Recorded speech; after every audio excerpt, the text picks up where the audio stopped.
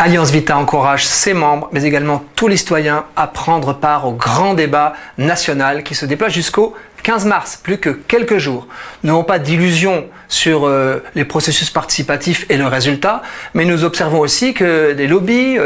qui agissent contre la politique familiale au nom de la fiscalité ou d'idéologie malthusienne, ou que des lobbies qui agissent pour l'euthanasie des personnes très dépendantes ou en fin de vie sont très actifs dans ce grand débat national. Raison de plus pour être très nombreux à s'y impliquer. Nous avons élaboré deux types de propositions sur deux grands champs, le champ de la maternité et de la politique familiale, et puis le champ de la dépendance et de la fin de vie. Sur la maternité et la politique familiale, notre constat, c'est que depuis 4 ans, la France baisse en termes de fécondité année après année, que nous sommes depuis longtemps passés sous le seuil de renouvellement des générations et qu'en même temps, de nombreuses femmes doivent retarder leur maternité ou ne pas aller jusqu'au bout d'une grossesse parce qu'elles sont sous la pression économique et également des normes sociales qui s'imposent à elles. Alors nous faisons deux propositions qu'il faut promouvoir. La première, c'est d'encourager, que les pouvoirs publics encouragent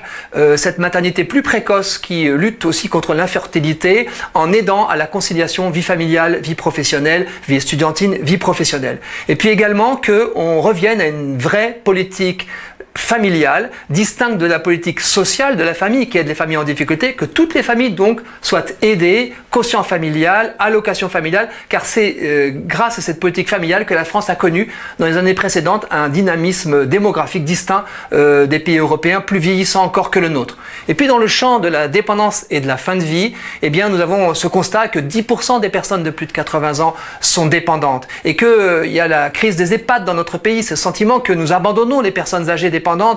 à leur triste sort dans une forme de euthanasie sociale, d'abandon, de rupture des liens sociaux. Et là, nous demandons également deux choses. D'abord, qu'il y ait une véritable loi sur la dépendance et son financement qui soit accessible à tous et que cette loi intègre l'encouragement à des relations intergénérationnelles pour socialiser les personnes âgées plutôt que de les abandonner. Et puis qu'en toute fin de vie, les personnes puissent avoir accès à des soins palliatifs de qualité sur tout le territoire. Et là, à nouveau, il y a une promesse à tenir de la part des gouvernements successifs, c'est-à-dire des soins palliatifs sur l'ensemble du territoire national accessibles à tous ceux qui en ont besoin. Voilà la façon dont Alliance Vita va s'impliquer, dont nous vous invitons à tous vous impliquer en votre nom personnel. Ça revient finalement à porter la voix des sans-voix et à encourager la protection des plus fragiles.